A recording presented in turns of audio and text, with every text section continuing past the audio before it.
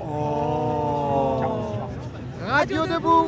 Ah. Et bonjour, bienvenue, c'est Radio Debout, ça y est, on émet sur MixLR, vous pouvez nous retrouver jusqu'à minuit. Bienvenue sur cette place de la République où il fait plutôt pas mal, des nuages viennent un peu nous embêter, mais globalement du vent, des nuages, mais des gens, plein de gens, et ça c'est vraiment la chose qui continue en ce 46 mars, si je ne fais pas d'erreur. On ne s'arrête plus, hein, Radio Debout, c'est toujours là, 19h, minuit, avec vous sur MixLR. On est parti donc pour 4 heures de direct à la place de la République. Il y aura des reportages, des invités, on va parler des violences qui ont émaillé les manifs sauvages d'hier, on va aussi parler de la loi travail, on va parler plein de choses comme ça. On va faire un peu le tour de tout ce qui est fait l'actu maintenant, on peut dire que c'est l'actu de la Nuit Debout, puisque maintenant c'est installé, hein, ça fait 13 jours, 12 jours, on peut dire qu'on est devenu une institution, la Nuit Debout. Ça fait 10 jours qu'on est là sur la place, on n'a pas bu, on n'a pas commencé dès le début, tu vois, on a regardé d'abord comment forcément le mouvement allait prendre, et puis une fois qu'on s'est dit qu'ok, au bout de 3 jours, c'était installé, c'était solide. On s'est dit, on y va. Cette fois, on peut installer une radio. Ça vaut vraiment la peine. Ça va durer. On prend notre matériel et on se lance. C'est allé extrêmement vite. Des gens nous ont rejoints. Des gens nous ont fait des propositions. Des gens ont eu envie de participer à l'antenne, que ce soit en technique, que ce soit de nous apporter des petits reportages qu'ils feraient dans d'autres villes, que ce soit de construire des petites émissions à l'intérieur de la grande émission qu'on fait tous les soirs. Et donc, on s'est retrouvés. On est parti de 2-3 personnes.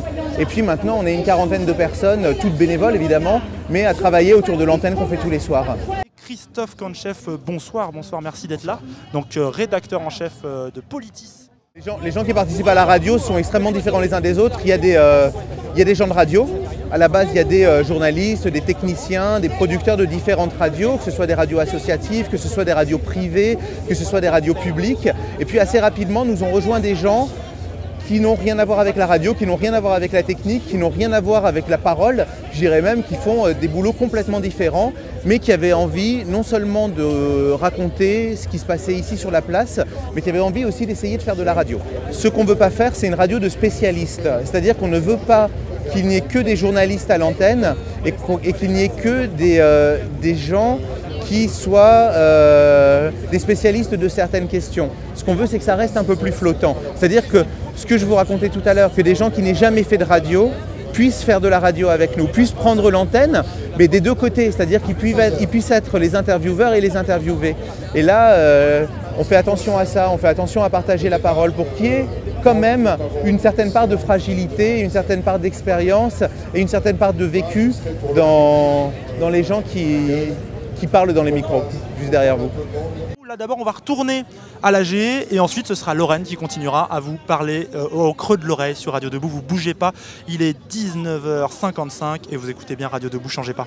Dès le premier jour, dès le jeudi 31 mars, on est sur place, on prend des sons à deux et pour une émission de reportage qui s'appelle La Porte à côté sur Radio Campus Paris, on prend des sons. Et au bout de 2-3 jours, on se dit mais il faut planter un plateau, il faut mettre un plateau tous les jours. Et le lendemain, un tweet apparaît sur Twitter, ce soir Radio Debout, etc. On se dit putain, il y a des mecs qui nous ont grillé. Waouh. Et en même temps, on était hyper heureux. Du coup, on a été les voir le lendemain et on a commencé par leur fournir des reportages qui avaient été faits par le réseau Radio Campus. Par exemple, un reportage à Nancy, un reportage à Strasbourg, un autre à Brest, des reportages par d'autres radios campus de France.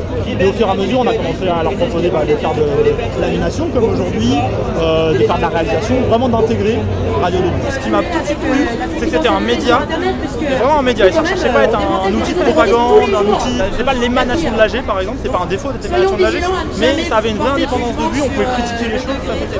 Et ça prenait la place, qui peut-être plus, notamment depuis que Daniel Mermet a arrêté son émission, etc., d'un média qui s'affirme de gauche, qui s'affirme militant, et qui n'a pas honte de l'être un peu. D'ailleurs, on est le seul média qui le raconte de l'intérieur. Là, derrière moi, ça crie, le plateau est derrière moi, on est dedans. Les autres médias, ils passent, ils s'en vont, ils mettent un plateau un jour, peut-être. Nous, on est là tous les jours, 18h minuit, 19h minuit, ça dépend des moyens du bord, c'est toujours pareil, et on fait vivre de l'intérieur tout ce qui se passe à la Nuit Debout à République, mais aussi à Mulhouse, aussi à Marseille, etc. Dernière étape qui me paraît importante parmi d'autres, les slogans. On le sait, les slogans sont importants pour le moral des troupes et pour la musicalité de notre affrontement politique.